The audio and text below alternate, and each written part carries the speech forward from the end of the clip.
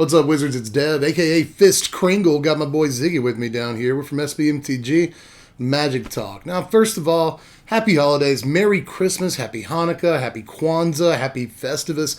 However you get down and spread love, I love you for it.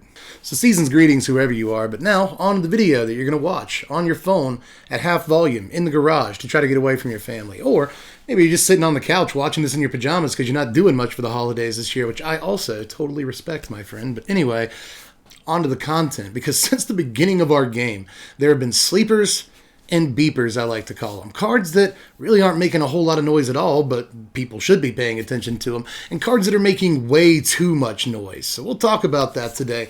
We get into the 5 most overrated and underrated cards in Standard at the moment.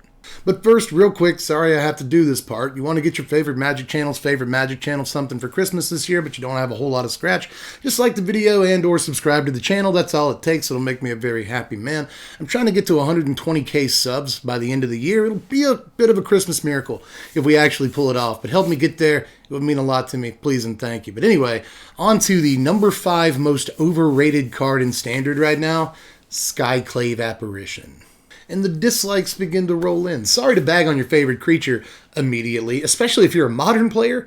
Apparently, because at one point earlier on this winter, this was the most played creature in all of Modern. But at least it makes more sense in the Modern format, where that ETB trigger is going to hit just about everything that people play in that format. Whereas in Standard, it's a bit of a different story. I think in Standard, this is probably the card that I've seen generate the most oops in the entire format. I, at this point, have lost count of how many times I've played an Ugin or a Great Henge or some similar threat like that, only to have my opponent follow up on the next turn with Skyclave Apparition, and then quickly give me the telltale oops. I don't know why people forget so often that this can only hit things of CMC 4 and under, but that's only where things start in terms of the problem with the card. I mean, I've seen people that I know have been playing this card for like 2 months at this point, still forgetting that it has a targeting restriction on the ETB trigger, but I can't really put that on Skyclave Apparition. That's all player error. Just like I see so many people try to force this in like 3-color decks where white is the splash color. You know, I see Mardu decks all the time that are trying to cast like Croxx out of their graveyard or something, so they need red, red, black, black. But they also want like white, white on turn 3 for Skyclave Apparition, and they also want like double white on turn 5 for Elspeth Conquers Death. I see these decks all the time on Arena, and they're just not, it's really hard to make that mana work. But again, that's not the card's fault. It just seems to be what a lot of people are trying to do with the card.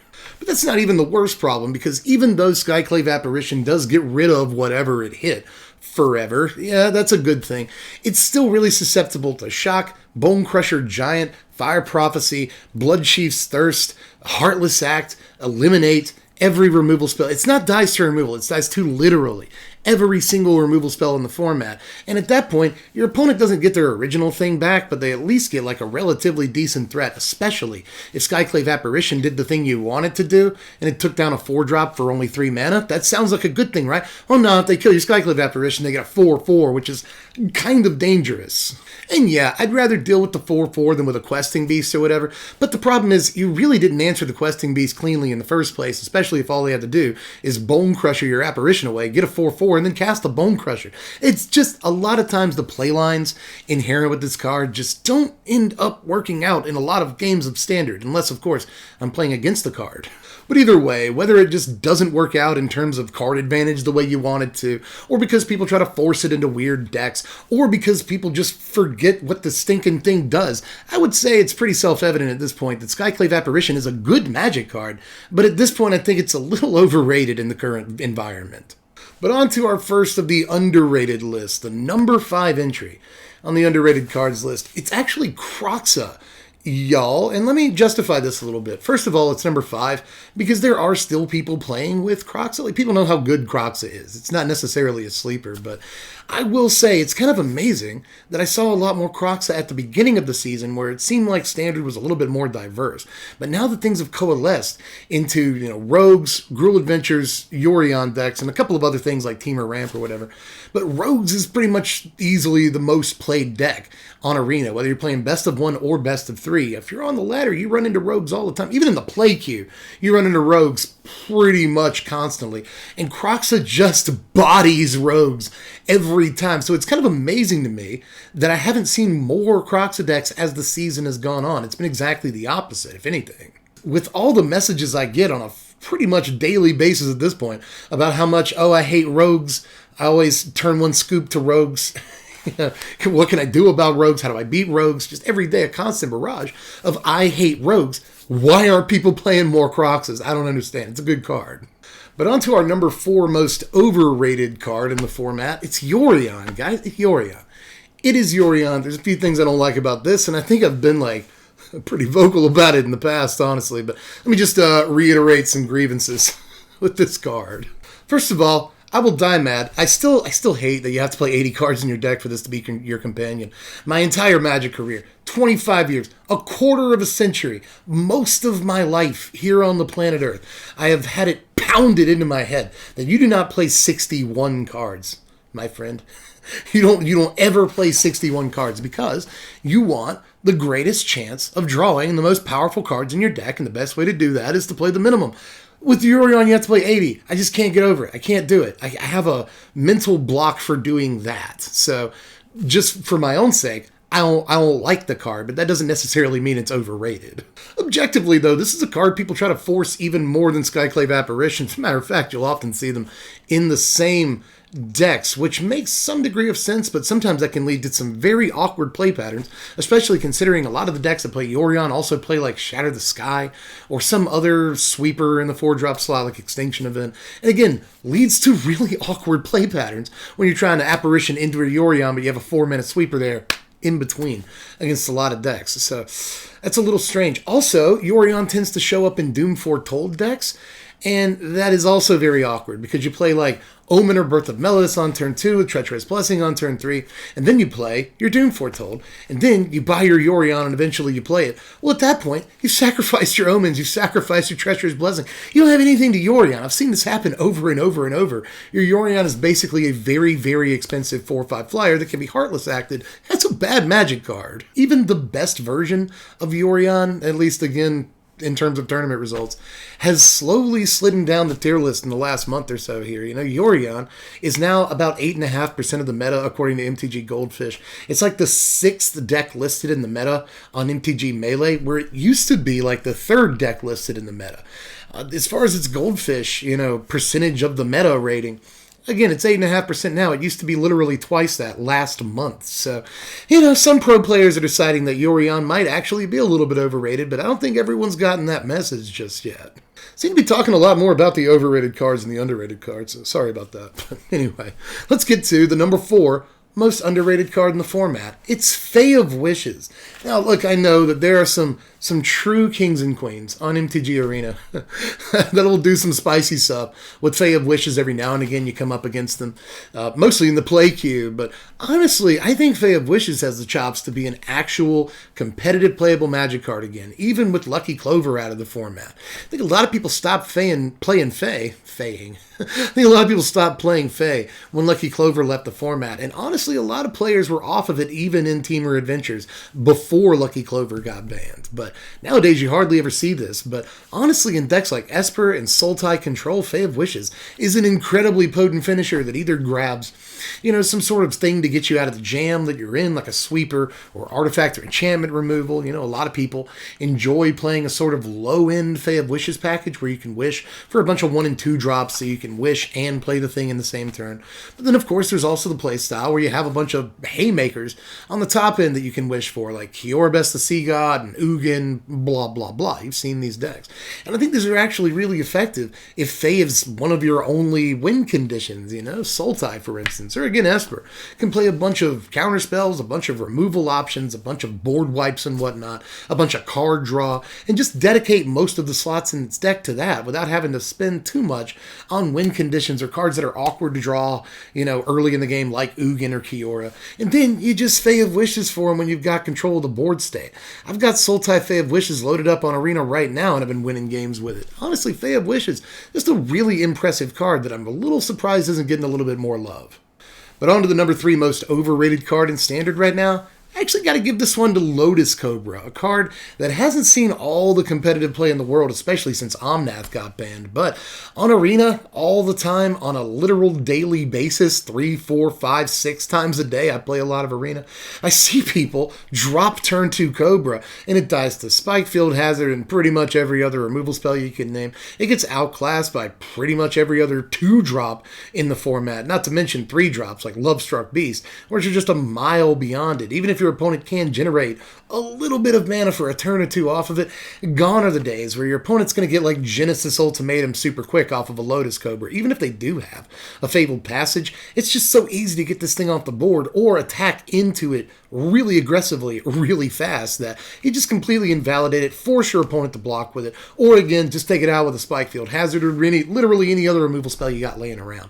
The card's just not super impressive, especially in a format where you really want your 2-drop removal to stick around. This isn't much better than like Elysian Caryatid. In my mind, or at least in my experience, it's not that much better. Even in dedicated land drop decks, or landfall decks, the card doesn't really do all the work that we first expected it to do. And again, a lot of people seem to have gotten that memo, but an equal or even greater number of players do not seem to have realized it just yet. I think that Lotus Cobra was a card that a lot of people were really scared of at first, and a lot of people have turned that anxiety into, well, can't beat them, join them, I guess I'm going to play with the card. And maybe they're still too scared of it to realize that it's actually not very good in the first place. Seriously, I'll take Wolf Willow Haven on turn 2 a lot of times over Lotus Cobra. I'm serious. But anyway, I know it's good with Fabled Passage. I get that. But anyway, I'm going to move on to the number 3. Is that right? Number 3. Most underrated card in Standard right now.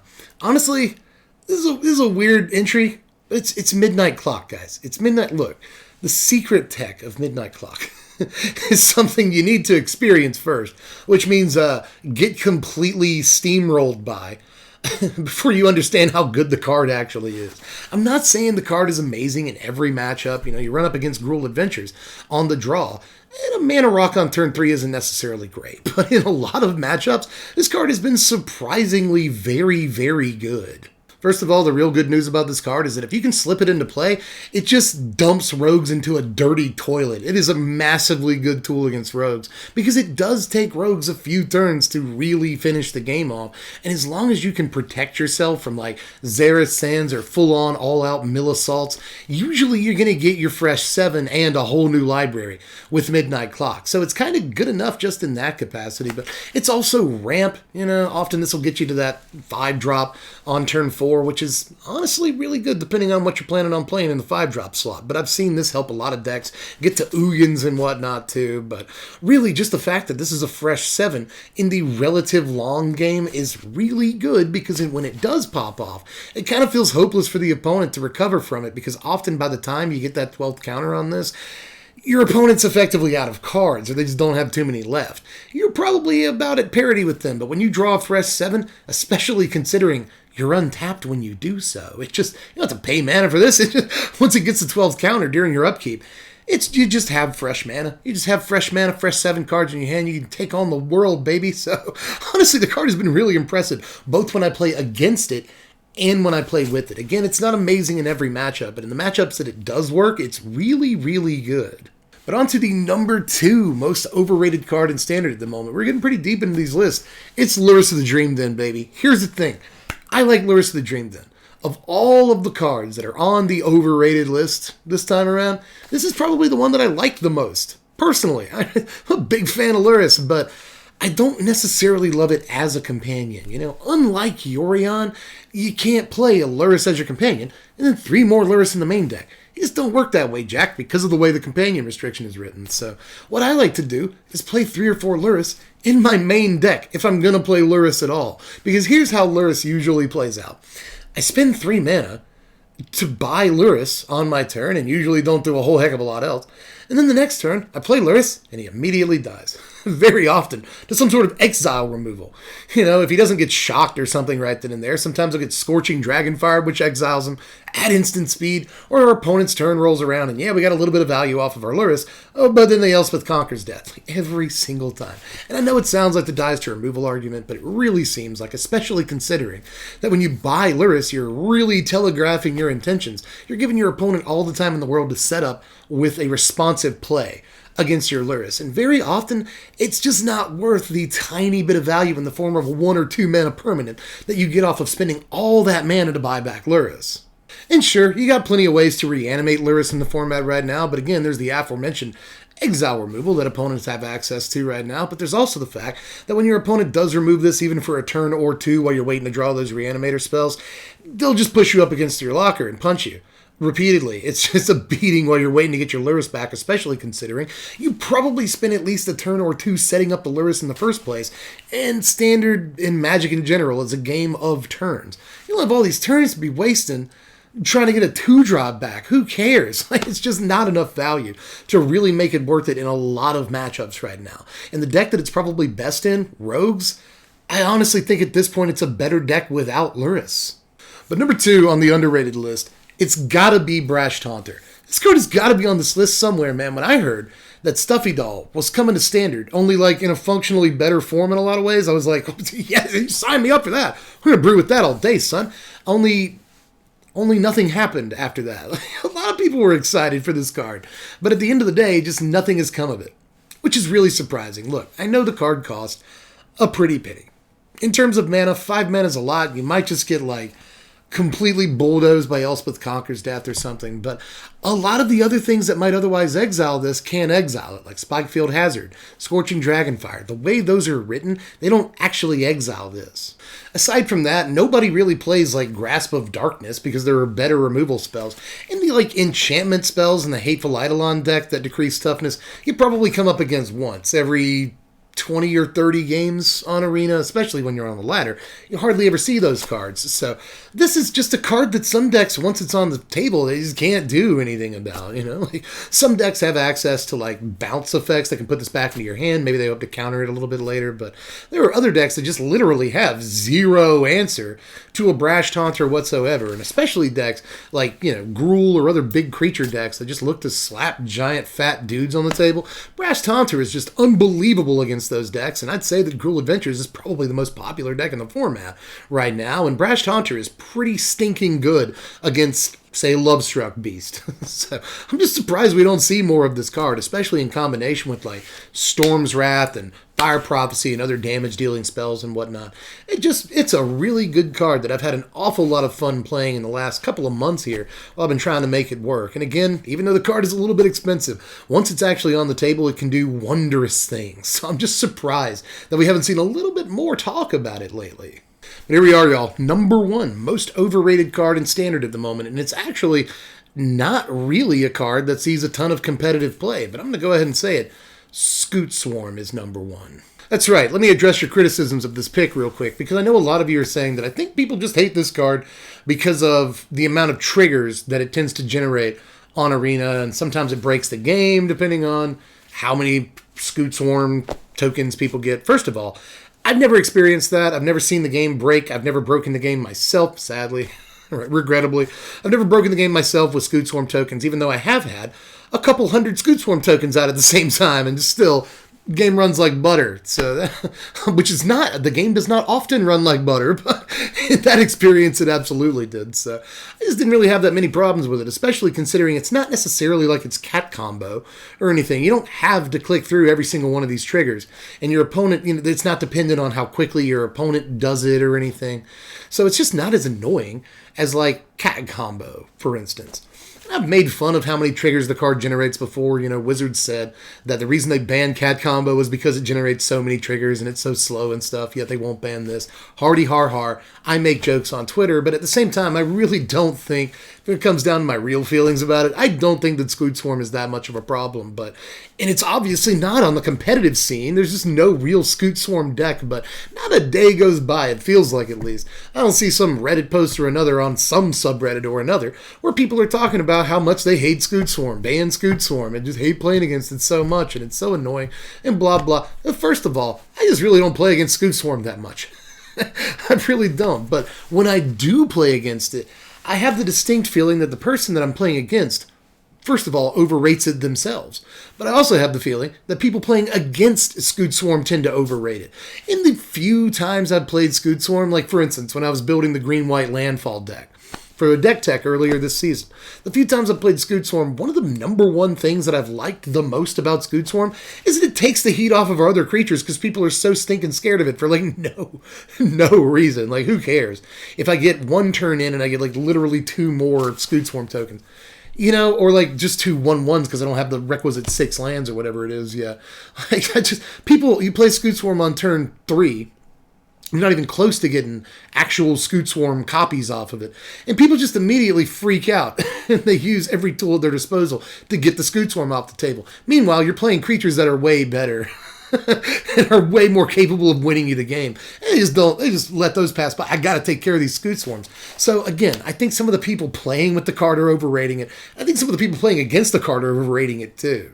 But anyway, the moment you've all been waiting for. Actually, I think that number 1 on the overrated list is probably what you were waiting for, but let's go ahead and get to it. The number 1 most underrated card in Standard at the moment, it's Gem Razor. Look, here's the thing. You see Gem Razor every now and again.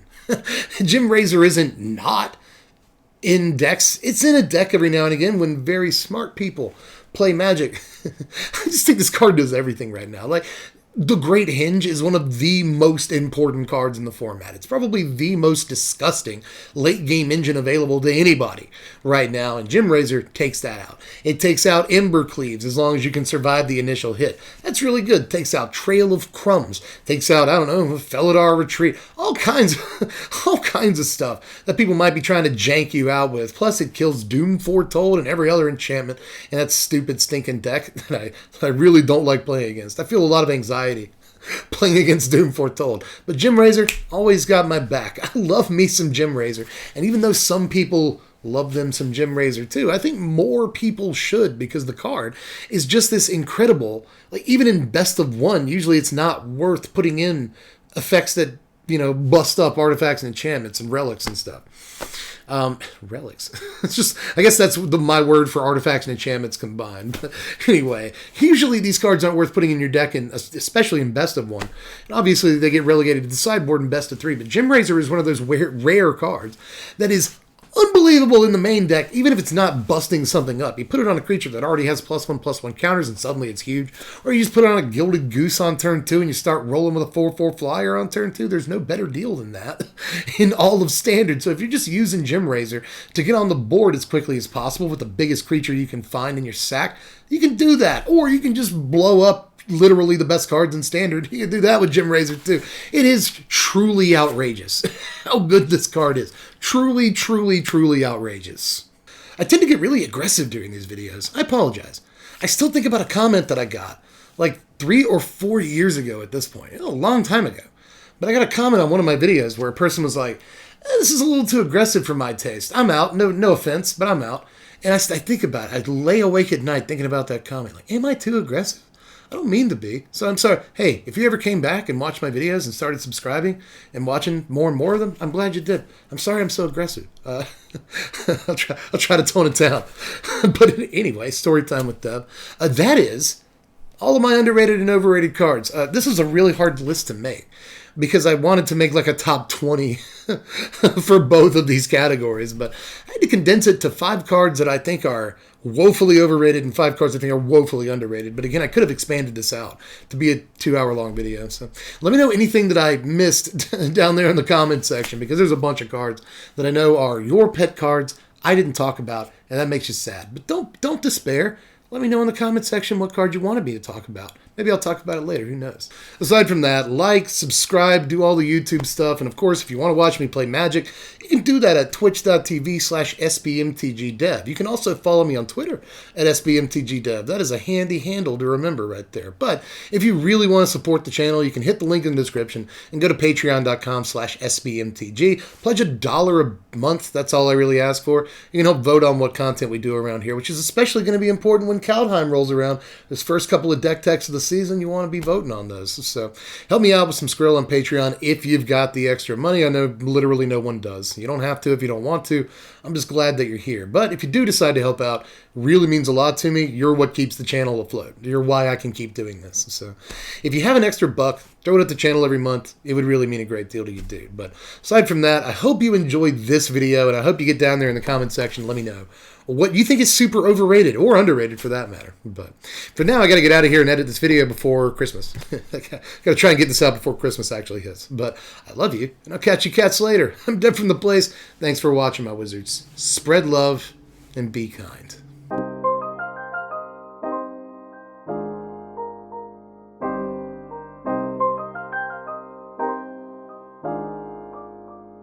Yeah, I'm feeling rich, and I'm finally about to cash out. Smothered and covered like I'm some hash browns. Glass clown, stash crowns till I pass out. Bass, trout, lobster on my plate.